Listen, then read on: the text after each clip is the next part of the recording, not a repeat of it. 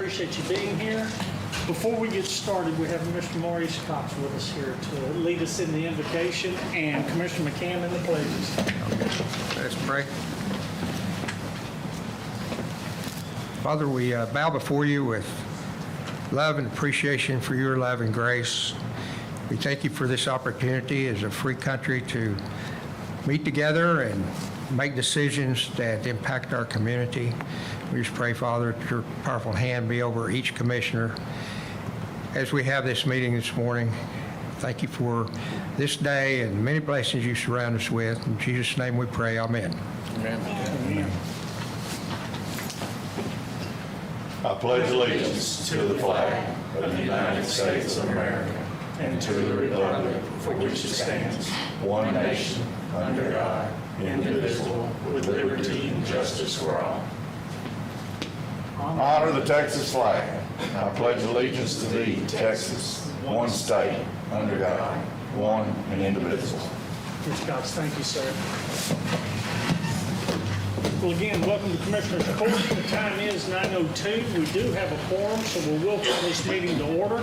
Are there any citizens' comments? No, sir.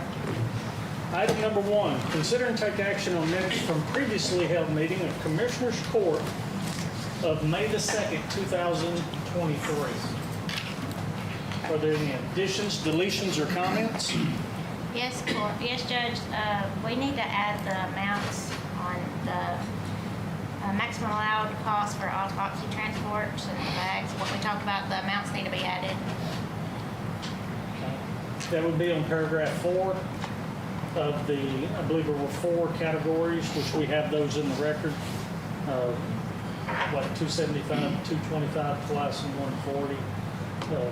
We also remove pauper and pauper cremations in this particular line because it is taken up in the very next one, if you can. Any other additions or deletions? I had one in mine, my right-of-way approval. County Road 1115 shouldn't have been in there. It was on the paperwork, but I never mentioned it because I'd already brought that one to court a few weeks ago. So we just marked through County Road 1115. Okay. Rest is great. Are there any others? Hearing that there are none, entertain a motion to approve the minutes as amended. So moved to approve. Second. Motion made by Commissioner Tootley and second by Commissioner Spivey to approve the minutes as amended from the May 2nd, 2023 meeting. Any further comments? All those in favor of the motion? Item passes unanimously. Thank you. Item number 2 is consider and take action on the request for refund of overpayment of taxes from the Henderson County Tax Assessor Collector. Good morning. I have 3 checks for court approval, totaling $11,354.07. Court, questions? Hearing none, entertain a motion. So moved. I'll second the motion. Motion made by Commissioner Richardson, seconded by Commissioner McCann to approve the request for a refund of the overpayment of taxes from the Henderson County Tax Assessor Collector as presented. All those in favor of the motion? Item passes unanimously. Thank you, ma'am. Item number 3 is consider and take action on a request to sell 20 old voting machine cards to Houston County Election Department. Ms. Ledke. Good morning, Court. I would like to get rid of 20 old carts. They've been sitting for a year in our bay, and the EA from Houston County came up and did a little tour a couple months ago. We kind of correspond back and forth, but that she has a use for them and would like them. She has a lot more room. They're too big for our office. It's too hard getting them in and out, so we quit using them. They're on shelves. We have a cart that we use now, so and that cart can go to the locations with us, so it's a lot more user-friendly for us. So we no longer need them. Okay. Court, questions? Are these the carts that we worked on? They're the ones you modified. Yes, sir. Sentimental to you? You can, They were modified to handle the new machine. yes, they were for the correct? old machine, only 8 units fit on them, and you hit your knuckles when you send them through the doors, so they're very cumbersome, and when you have 170 machines and just, they're in that middle part of my office, they're just a lot to deal with, so. We use it, it's like a dolly, and you can put 15 units on that, and we use them, I think Commissioner McCam knows we used it at Chandler. I mean, it's a lot easier because we can just take them out of the trailer and make one trip in. So we just use that dolly for everything. Any other questions or comments? Hearing none, entertain a motion. So moved. I'll second the motion. Motion made by Commissioner Spivey and second by Commissioner Richardson to approve the request to sell 20 old voting machine carts to Houston County Election Department. And can we get an addition of $25 per cart? Yes. Yeah, and they've already approved that. At So. $25 per cart. Any further comments or discussion? All those in favor? Item passes unanimously. Thank you, Ms. Thank you. Lakey. Item 4 is consider and take action to select third-party engineering review of investment-grade energy audit, or known as an IGA, that has been provided by McKinstry as related to the Justice Center. Court, you know that over the last several months, we have had McKinstry looking at upgrades to the Justice Center, or known as the jail, with HVAC and water use, and they have completed their audit. But as far as being in compliance with the statute, it requires that their plans be reviewed by a third-party engineering firm. And we have 2 that we solicited in. One is by the name of Kitchell, and the other one is Green Star. Both of them are in your packet, and be happy to answer any questions that you might have or entertain any comments.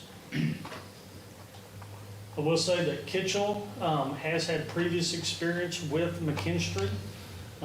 They did come in, they bid theirs for a specific price of $3,510, and the other company, Green Star, which also has history with IGAs, not particularly McKinstry, decided to bid with an upper limit of $7,500. Now, one says it'll take 22 hours of labor. The other one estimates up to 40 hours. That's how they came at it differently.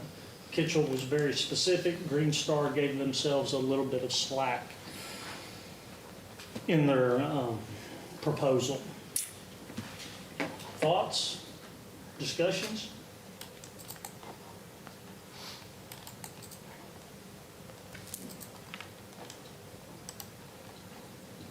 Just reading through it, on the Kitchell, I like how they, broke it out into the exact amount that they thought it was gonna cost them to do whenever they were reviewing it, instead of the up to 40 hours that the Green Star did.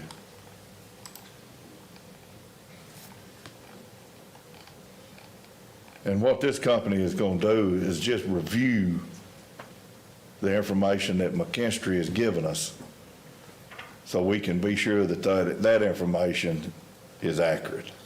Yes, as a part of these energy saving programs, the engineering firm that does the proposal has to have an independently confirmed proposal of which you can write contract guarantees to, which is other steps in this process.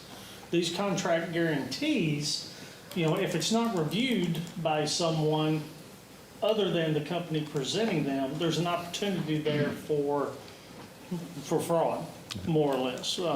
Writing the agreement in a way that is completely in favor of the engineering firm, and so that they never have to pay out any money if the proposed changes do not return the guaranteed cost savings. So that's what these 2 firms do, is to verify the findings of the engineering company to meet future contractual agreements. Which in my opinion, if we spend the money or not, we've already had the studies done and they've given us what they think we can save over the next several years. And I think it's our due diligence to go with a company and make sure that what they propose to us is correct. It's just, all this is a safety net for us. Yes. And these companies will say, yes, they're accurate, or no, we don't see these savings. And then we decide if we're gonna spend the money or not. Right. Mr. County Attorney, anything you want to add into this process? Okay. There are other steps involved along the way that we'll be addressing once we complete this part of the process. They cost money too. Yeah, it costs money too. But given, with our stance of updating the jail, we're continuing that process. You know, we've got the security systems upgraded, of course, with the radio system. It's continuing that process because so much of us forget that the addition to the jail is 14, 15 years old now. You know, we call it the new jail, but, you know, it's really not new anymore. And we know how hard the inmates are on the jail. They're very hard on it, very hard on it. We had one request from the maintenance over there. It was $7,000 just for replacement lighting. You know, and that lighting was at about $250, $275 a piece because they don't want to be in there and they get bored. So.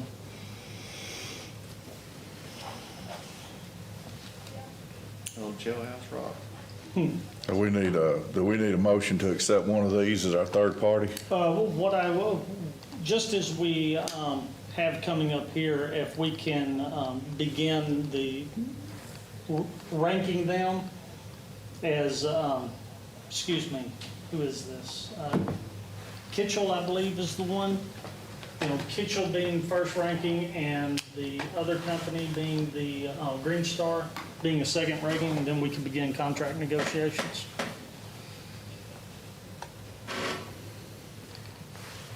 If that's what the court wants to do with that. Sorry, didn't mean to be presumptuous.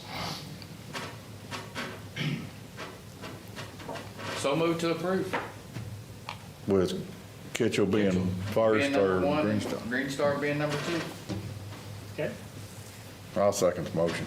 Motion made by Commissioner Tooley and second by Commissioner McCann to approve the ranking of third-party engineering review of investment grade audit provided by McKinstry's related to the Justice Center, with Kitchell being selected, have a number one ranking, and Green Star is being ranked second. Any further discussion? Oh, excuse me, and begin contract negotiations. Sorry. Any further discussion? All those in favor? Item passes unanimously. Thank you, Court.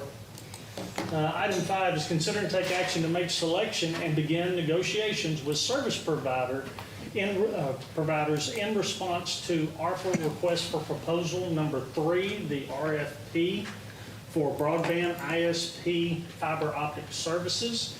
In court, as it states, this is a part of our ARPA plan, third time's a charm. We've put this out 3 times, and as you know, for various reasons, we've had to put it out for proposals again. Well, this time we've met all of the thresholds, all of the bars, and in your backup, you have the ranking of the selection committee. At this meeting was, membership was our IT director, Josh Brock, Commissioner McCann, and myself. Other members of the broadband committee had prior engagements to be at, but we believe that in the committee be happy to answer any questions or comments that you may have.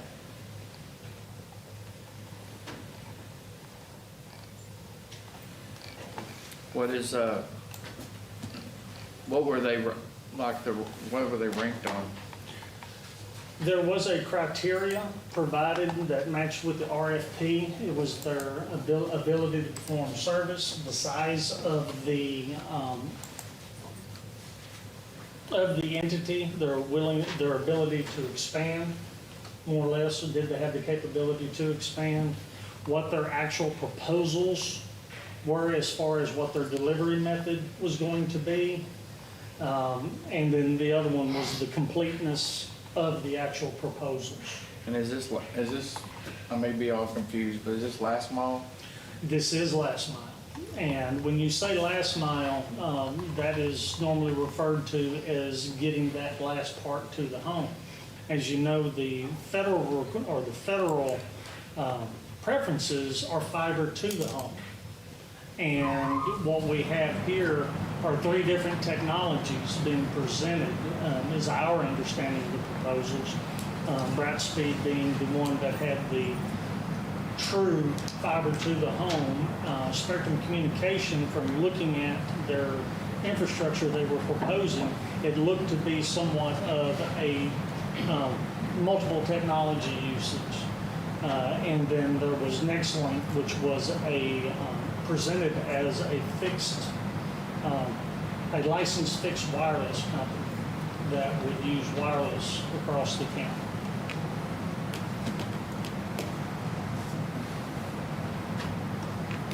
If I might, and I'm going to put him on the spot, our IT director, Josh Brock. Josh, would you mind coming up and talking about the 3 different technologies?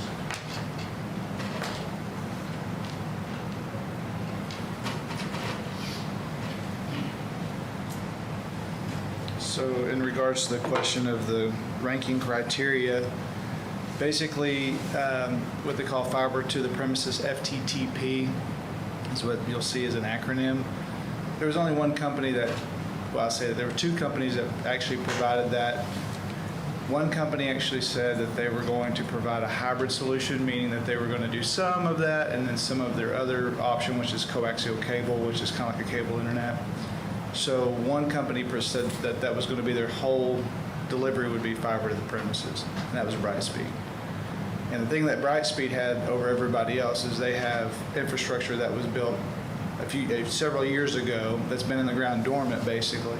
And what they did use, they oversubscribed back when it was CenturyLink Embark days. So the cool thing was that this whole perfect storm kind of happened, meaning that CenturyLink and Embark and all the issues that they had and that they didn't take care of, and they had this awesome piece of pipe in the ground with this fiber sitting in there doing nothing.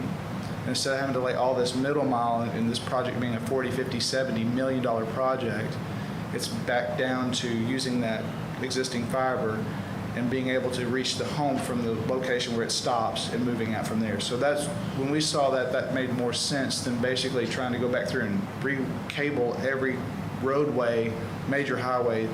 There is going to be some middle mile laid, don't get me wrong. They're going to have to fortify what they have. Some will be aerial, some will be buried. We preferred buried and fiber to the home. That was the whole reason that we entered this process, because if we're going to do this process, we might as well do it right from the beginning. So our belief is that that company, and the way that it ranked, they also had, there was a couple, the criteria also listed, I don't remember what you just said. I heard you on the way in, but you said something to the effect of they had how they were going to deliver and all that, but they also had the scope of work and how it related to what we had requested. And so that ranked, there was like 3 sections. There were 2, I think, 35-point sections, and there was like a 30-point section or something along those lines. So there was a couple of sections that ranked higher, and one of those was response to the actual quote or the request. And so that ranked them a little higher anyway. So they did have an advantage. But the company of Brightspeed is not CenturyLink. And what happened was that CenturyLink sold their residential and their small business. They actually were just going to sell the residential, but I believe they kind of got in a crevice with FCC, and FCC said you have to sell some of your small business as well. And the good thing about that is We're really wanting to reach those residences, those areas that are what we call mixed business, ranches. That's a business. As much as it is your home, it's also a business. So we were trying to reach that and show it as a mixed business. We have businesses outside of the cities, and so we wanted to reach those spaces because the cities and the lakes, those are going to be covered fairly well. But we also want to get out. I mean, Eustis was just a dark zone. I mean, and that's your precinct over there. I mean, that's where you're literally at, and your internet's amazing over there, right? So we wanted to fortify all that and bring all that up to speed.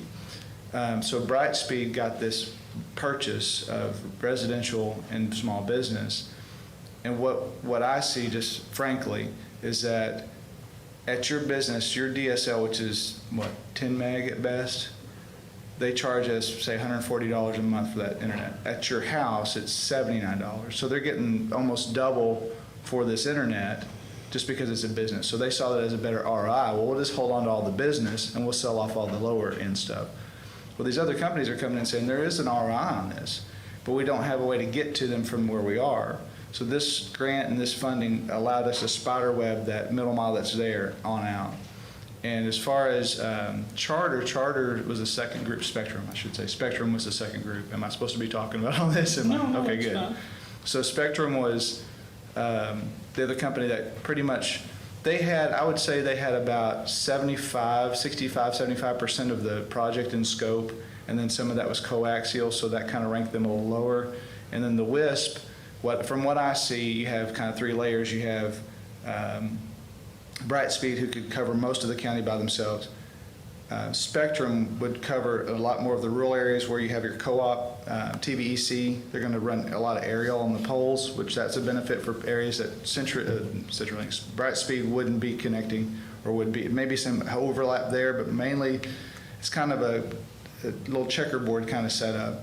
And then the WISP, in my opinion, would be your last resort because they're going to need this fiber to get to these locations where these towers would be to provide wireless internet. So it looks like there would actually be kind of three layers there, and they could all play a part in that. But overall, if you were to say, if you had to pick one, Brightspeed was clearly keys in the money and say go wild. I hope not, because they need some oversight. So the point is that we have to set the standard. The standard should be fiber, because fiber is going to be the medium that they can actually turn up the speed if they need to later down the line. If you have limitations on copper, and I'd like to see less copper and more fiber. And of course, there's going to be areas that it's just like your cell phone. They show 100% coverage over the county. You know that doesn't work. So there's going to be some areas that's going to be hard to get to. And my thought process in this whole process was to try to get, best effort to get to everybody that we possibly can. If we're going to put our hat on this, to say we gave whatever we could. And hopefully, as they build this infrastructure out for Brightspeed specifically, they will see that there's fiber in the ground, so they don't have to relay as much, and they can take that money and put it toward the end. So people that wouldn't have gotten internet could actually get that based upon the fact that they had cable already in the ground over here that they didn't know about. CenturyLink probably didn't provide them all the information that cable is, because we've asked for it as well, even from the contractor, and the contractor said that's been several years back. I don't know that I have that information anymore as well. So what I see when I drive in the county road, just like you do, you see those white columns with the orange caps on them. We know that's fiber. There's fiber on these county roads. Well, they look at the map, they don't show it. Of course they don't show it, because there's no service coming off of it. But that doesn't mean it's not there. So we're hoping that they can utilize that fiber and save some money and put it toward an endpoint somewhere else as we progress. It was very positive. I was impressed with the positivity of all the companies. So I'm hoping that we can actually reach some of these, because the air cards, when they did the remote learning for these schools, the air cards aren't going to work when you have saturation of these towers. They need more places to be able to put towers. Well, they don't have that if they don't have fiber to be able to get to the tower. And so we're running into that with our own towers with the system. We have a ring, but we want to get fiber to those towers to have a backup for them. So hopefully this project will be what it says it will be, and we'll have to walk it along step by step and check in on it, because just like any other contractor, I believe, if you let them off the hook and you let them run wild, you're not going to get exactly what you're hoping for. So whatever the next step in the process is, I hope it gets more granular as we go to say, this is what we're asking from you. So you would say that Brightspeed is not just a name? It is a name change, but have they brought in some more people, or they're just trying to do business different than they have? It's a different group that owns it. It's a different management. I do know that they did hire some of the same people. The guy that we have, Scott Stringer is his name. I believe he was with CenturyLink before. When he came in, we had an initial meeting with him, and he introduced himself to us. His question to us was, how did you get a hold of me? And honestly, I don't know how we did. Jody and this whole process with this tower thing, I think we raised enough stink that they actually got him in touch with us. Interestingly enough, because of his wife, he lives here in Athens now. He lives in the city of Athens, and he has CenturyLink internet, and he has Optimum internet. And the reason I say it that way is because the CenturyLink internet, even in city, isn't what it should be. And so when we're looking at all that and we're talking to him, I said, you realize your company has a huge black eye, not Brightspeed, but the previous company, CenturyLink, Embark, whatever they're called. So, and he acknowledged that. In fact, he was pretty frustrated in some ways with what was going on in the company, and he was glad to see this change. And of course, when we first met him, that hadn't happened yet, and he was hoping that would happen. I think the plus for us is that they really didn't want the residential, and that's what we're shooting for. But we're also hoping, and you have schools out in the middle of nowhere. I mean, I say that, you think about Crossroads, you think about La Pointer. I mean, they're just on the highway, and they're out there kind of on an island. And you have, what's the group that actually they connect with? Region, whatever. 10. Region 10.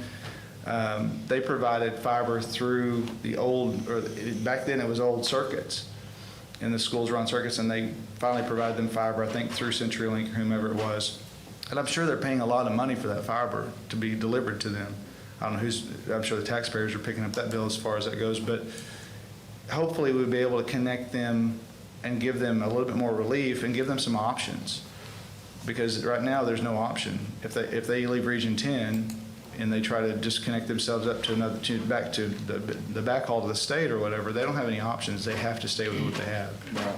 And it's probably not the greatest. If I know anything about the state, when they force you to do something because that's the only way it is, it's never a great situation. So as far as I'm concerned, I'm just being frankly honest with you, because I've been at the county 18 years. I've seen the frustration of the internet across the county. When I bought my house, I literally drove down the street and looked on the pole to see if there was cable internet, because I couldn't move somewhere that they didn't have good internet.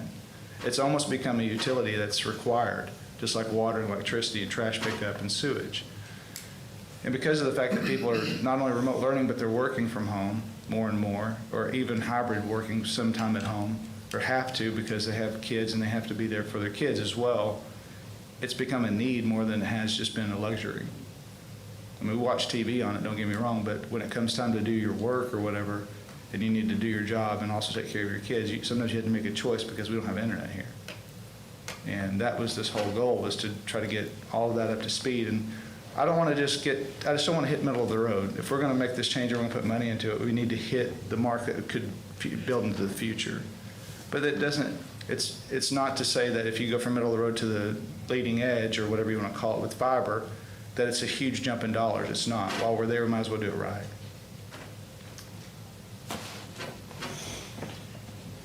And with what Josh has brought before you, building that foundation to make better is really why we want to stay focused on what the federal government was requiring or going to require it through their grant processes, of which we're going to leverage. Hopefully here in the next few weeks, EDCOG will have our 6th project plan ready to present to the court. And since all of these, as Josh said, interconnect and overlay each other, filling in the gaps, going with the fiber to the home and doing it correctly to deliver that which other projects can be built on, is why in this particular instance we felt very confident with the ranking that's been presented in front of you. Again, there's basically 3 projects going on. There's the RDOF, which is hitting the underserved census blocks that's been determined by the federal government. Those are the ones that we've been doing all of the right-of-way agreements for. There is this program, and then there is the third one coming, that is the ECOG program. So our hopes is that we will see a significant difference over the next 3 to 5 years of what we have available here in the county. Because as Josh spoke to, the tower and fixed, licensed fixed wireless depends upon the fiber in the ground to get to the towers, so that then they can make it available wirelessly. So they can do things where you jump using a microwave from tower to tower, but that creates a latency and a lag in the signal that compounds the more you jump. So that was really one of the guiding forces in this, is being able to lay that foundation. Thoughts, questions? I think Josh explained it about as clear as you can explain it, but, you know, just like he said, our main concern was fiber to the house. That was what we've been talking about for the last 2 years since we started meeting, or however long it's been. And fiber to the house, and Brightspeed was the only company that was truly fiber to the house. The other one of the others was fiber on the poles, and then a hybrid or something to the house, and the other one is on the towers. So I thought that's why our scoring was like it was, is because they were the only one that truly did what we asked in our request. And I think Josh is also right when he said this is a perfect storm, and it's just happening right now. And we've got this money, we've got the RDOF money, what's getting out into the end of line area. We got this money that's going to be end of line in rural areas, and we also have the EDCOG money that's going to take care of some of the 6 projects, mainly down our busiest highways, and they'll be able to spider web all over in those areas. So I think this is a perfect time for Henderson County to get moving on this internet question. That is probably the most asked question in the last 2 years, is when are we going to get good internet? And we keep saying it's going to come, it's going to come. Well, I think it's coming now. It's not going to be 8 or 10 years down the road. We're looking at a couple of years. So, Any questions, Court? Well, what we need to do here is thank you, Josh, to make the ranking selections, which has been presented to you, and for authorization to begin negotiations with that ranking. I move that we, through the scoring process, we select Brightspeed and begin those negotiations with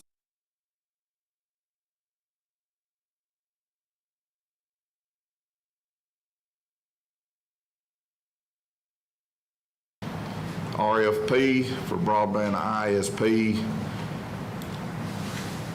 I'll second his motion. fiber optic service. I'll second. Motion made by Commissioner McCann and seconded by Commissioner Richardson. Make the scoring selection of Brightspeed, followed by Spectrum and NextLink, and to begin negotiations with the service providers in response to the ARPA request for proposal number 3 for broadband ISP fiber optic services. Any further comments? All those in favor? Item passes unanimously. Item number 6 is take action supporting the proposed closing of Prairieville Street on May 26, 2023, in conjunction with the Old Fiddlers Reunion. Court, we've been approached by the Old Fiddlers Reunion organization and asking if we had any opposition to Friday morning the closure of Prairieville Street out in front of the building between here and the courthouse on Friday morning to allow for food trucks and vendors to be brought in at noon and to kind of jumpstart some of the festivities that are going to be taking place. The request for closing in the morning was at the suggestion of Athens PD, given that it is a more opportune time to be able to affect the flow of traffic and folks getting in and parking, so forth, get ahead of those, is why the discussion about for the entire day taking place. We have had discussions about access being needed to the western side of the courthouse, of which that has been agreed to allow, so that we still have our locations when needed on the west side for those that are required. Be happy to answer any questions. This is just giving a vote of support in that proposed closure. There's nothing binding here. It just puts us on the record that we do or we don't have a problem with it. Thoughts? And this will be only Prairieville, so they still have access to the western end on Corsicana or Tyler. Yes, it'd just be the street between the courthouse and the annex, right there at those locations. They want to bring in some vendor food trucks so they can be serving by noon out there, and I even think a little music. Say Friday is banking day, but they've got plenty of room in the back. It's not, you don't have to take up, there's probably not but 5 or 6 parking places in front of the bank anyway that they'd be deleting for that day. That's true, and given that the county does not have authority over the street, you know, it's a decision up to the organization and the city how they want to do that. There is more parking with the other affected business here in the back than there are in the front, much the same fashion as we are. So this is just a motion of us supporting the city and closing Prairieville. Supporting, yes. There is no authority or action. It's just a public statement that we're in support of what they're planning to do. I'll make that motion that we support the city of Athens in closing of Prairieville. I'll second the motion. Motion made by Commissioner McCam, second by Commissioner Richardson to support the proposed closing of Prairieville Street on May the 26th, 2023, in conjunction with the Athens Old Fiddlers reunion. It used to be closed on Thursday evening and Friday, didn't it? Yes, sir. There's lots of discussion about that. All those in favor of the motion? They cut me off. Passes unanimously. Item number 7 is consider and take action to accept funds in the amount of $3,069.06 from the city of Toole for road materials in accordance with the interlocal agreement approved on March the 14th, 2023. Commissioner Spivey. Yes, Bart, we did an interlocal agreement with the city of Toole back in March to do their part of Smith Street, which was 2/10 of a mile, and the rest of the street belonged to the county, which was 7/10. And we did that 2 weeks ago during one of those 2 days that didn't rain. And this is just to repay for the material that we used 700 gallons of emulsion and 28 tons of pea gravel, and this was the total. And they sent it right on to us, and I was just trying to get it put back in my budget for road material. Questions for the commissioner? Hearing none, entertain a motion. I'd like to make the motion to accept the check of $3,069.36 from the city of Toole to Credit Precinct 1 Road and Bridge account for road materials in accordance with interlocal agreement approved on March 14, 2023. Second. Motion made by Commissioner Spivey and second by Commissioner Tootley to accept the funds in the amount of $3,000 from the city of Toole for road materials in accordance with the interlocal agreement approved on March the 14th, 2023. All those in favor? Item passes unanimously. Thank you. Thank you. Item 8, receive financial reports, which we have our JP County and District Clerk combined reports. They are available for viewing after court. Item number 9 is consider and take action on payroll distributions and accounts cash sheet, of which we have none. Item 10 is consider and take action on submitted contracts. We have none of those. Item 11 is consider and take action on requests for right-of-way permits, and we have plenty of those. So precinct 1 and 2. Commissioner Spivey. Yes, I have a couple today, and the first one's on the corner of Ennis Davis, which is a county road, and the other, it's on the corner of a county road and a private road. It's north of FM 3054. They'll be placing a pole there and doing a trench of 20 feet, just in the right of way there. Questions for the commissioner? Entertain a motion. I'd like to make the motion to approve the proposed utility line activity for Charter Spectrum to install fiber connections on Ennis Davis located in precinct 1 with the commissioner's authorization to sign. I'll second the motion. Motion made by Commissioner Spivey and second by Commissioner Richardson to approve the right-of-way agreement with Charter Spectrum for the placement of fiber optic cable along Ennis Davis Drive with the commissioner's authorization to sign. In favor? Item passes unanimously. The next one is with Spectrum, but it's a different contractor, and it's on a different county road, County Road 1219. They're gonna be boring a trench and doing a conduit and fiber optics, 906 feet, 48 inches deep, along County Road 1219.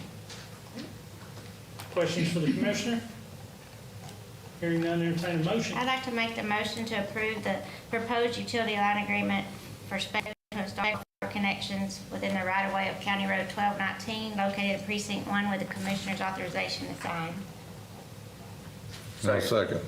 Motion made by Commissioner Spivey and right-of-way agreement with Spectrum. Item passes unanimously. Thank you. Commissioner.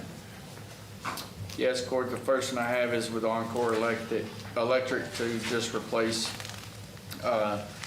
some utility poles on Cedar Drive in the Cedar Branch Park subdivision.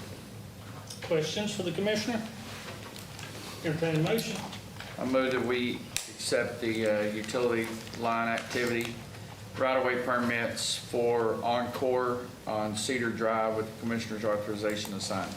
I'll second his motion. Motion made by Commissioner Tooling, second by Commissioner Spivey to approve the right-of-way agreement with the Encore Electric for pole placement along Cedar Drive located in Precinct 2 with the commissioner's authorization to sign.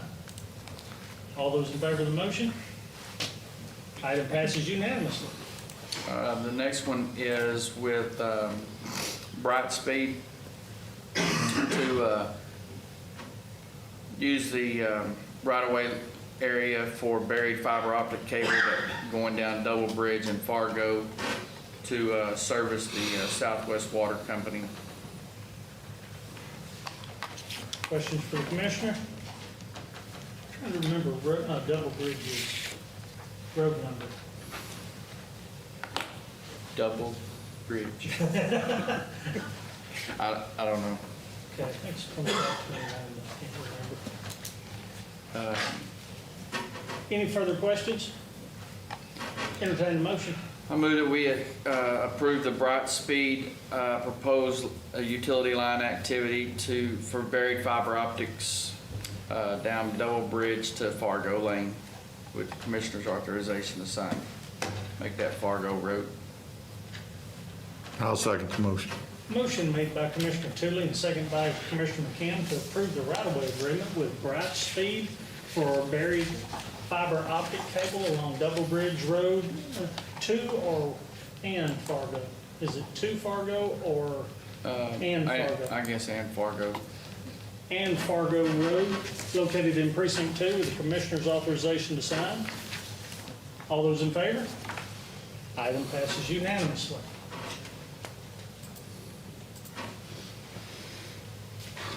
Item 12, consider and take action on submitted budget amendments. None. Item 13 is consider and take action of payment of bills. Ms. Carpenter. Yes, sir, we have fiscal year 2023 in the amount of $223,782.96. Commissioner Spivey, questions? I have no questions, Judge. Commissioner Tootley. None. Commissioner McCann? I have none. Commissioner Richardson? No question, Judge. Entertain a motion. I'd like to make a motion fiscal year 2023 bills in the amount of $223,782.90. I'll second that motion. Motion made by Commissioner Richardson, second by Commissioner McCann to approve the 2023 bills in the amount of $223,782.96 as presented. All those in favor of the motion? Item passes unanimously. Item 14, consider and take action on submitted plats. We have one plat in precinct 1 and all fees are paid. Commissioner Shea? Yes, for this gentleman bought this acreage, 39 and a half acres, last year and came to me, but then I got to turn him over to Joy at the first of the year. But he's making 19 lots out of the 39 and a half acres, and they're all big enough, and they're all have enough road frontage. That he's proposing to put the water in himself after this passes, but I need to make sure he does a permit if he goes in our right of way for that, because that doesn't include this. But I think everything's done. His 911 address is done. His historical commission letter's done. His will serve letter's done. It's been signed off, and I believe it's ready to go.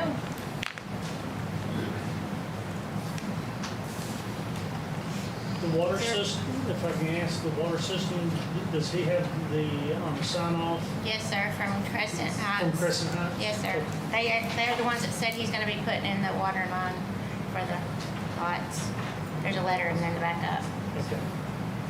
Looks like he's given another 30 foot of right-of-way along the outer perimeter along the roadway, just 30 foot.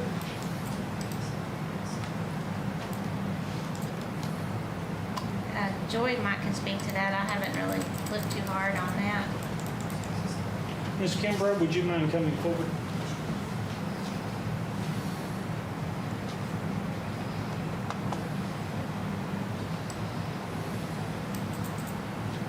Is this on the Baxters? Okay, on the water, I believe there is an additional 30-foot right-of-way that he'll be using there, and that has all been addressed, I believe, prior to the plat being submitted. I'm sorry. It was all addressed prior to the plat being submitted.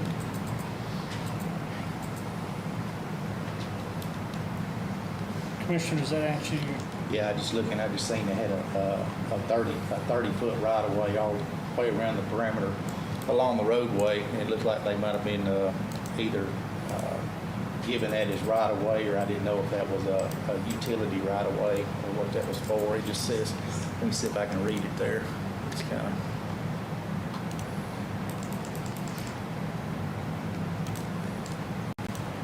I've done that before because the road was too narrow and had them give extra right-of-way to widen the road and stuff, so I don't know if that was what the use of it's for. I can't read It it. says a 30-foot road Right. dedication by the plat. Dedication, okay.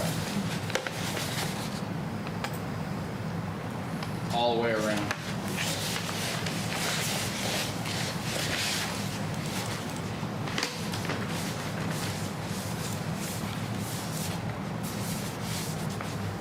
and they did present the, any deed restrictions, covenants? Yes, sir, they did. Okay. There's a large easement there for, I believe it's Encore that comes through there, and there's some specific language to that. Okay. Any other questions? Here none, I'd like to make the motion to approve the proposed final plat of the new subdivision named Barnwood Farms on County Road 1404 and 1405, located in Precinct 1 for filing purposes only. Second. Motion made by Commissioner Spivey and second by Commissioner Tooling to approve the final plat of Barnwood Farms for filing purposes only. Any further questions? Entertain the motion. Sorry, all those in favor? Item passes unanimously. Thank you. Item 15 is consider bids, of which we have none.